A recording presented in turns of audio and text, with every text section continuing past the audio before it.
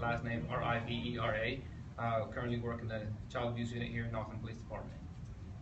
Before you get started, we need to put another mic back up. We took it off for the chief's interview. Wait a second.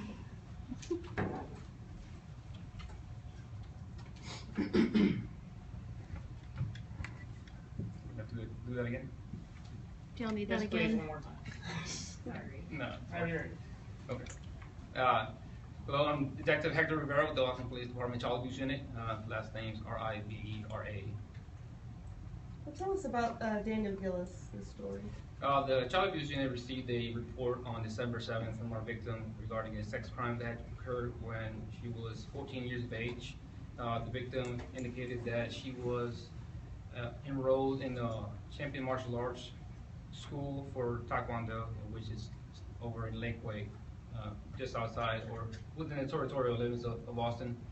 She enrolled when she was 13 years old. She was groomed and instructed by Mr. Daniel Gilly, who was the co-owner, and still currently is the co-owner of Champion Martial Arts.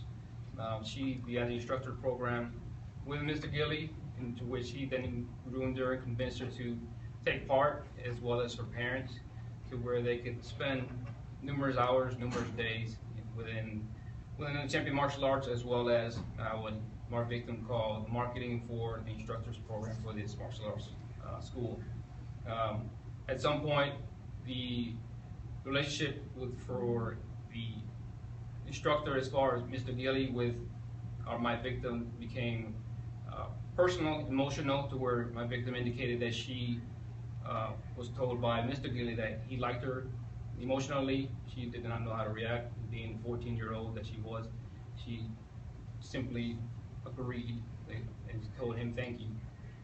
At which point, the relationship progressed with Mr. Gilly to where on December 31st, 2011, they began an intimate sexual relationship that progressed up until a little over 2 years, until March 2014, where she initially got the courage to leave his residence and move away from Mr. Gilly. During that time, they had numerous sexual intercourses, for which Mr. Gilly groomed her and convinced her that he was the best thing for her. Did she ever tell you why it took her so long to come forward?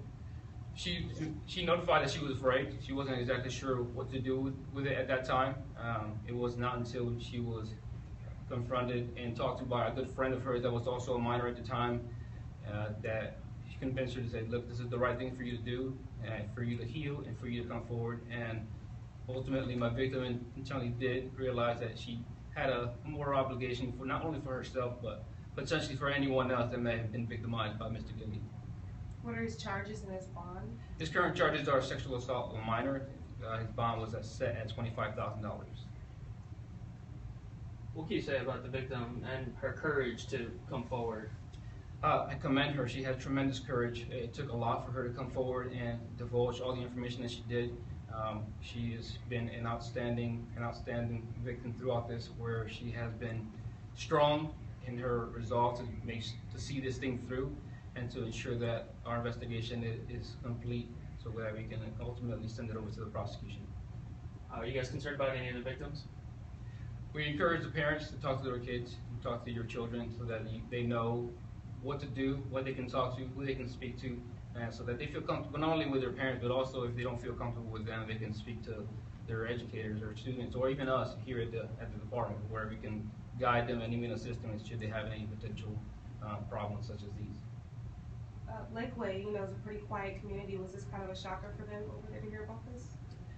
For my communication with Lakeway PD, I can assume that they were indeed shocked. I can't speak to what it is as far as the community. I don't live out there, but I believe that they were shocked to hear that this community might be going through something such as this. Did you say she was living with him?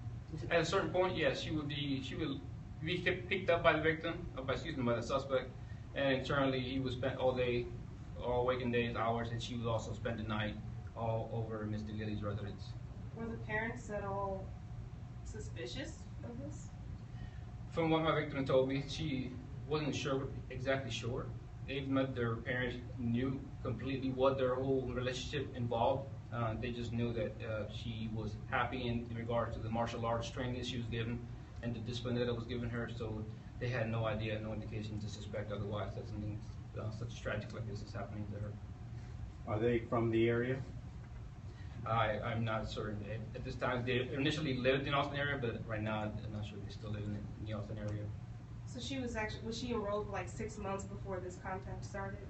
Initially, she was enrolled when she was 13 years old. It took some time before her to get involved in the actual program, up until when she was finally turned 14, where she became comfortable, and then Mr. Daniel became interested and started grooming her for other purposes. Did she excel at martial arts? Was there a reason or an excuse for him to be so involved? That's tough to say.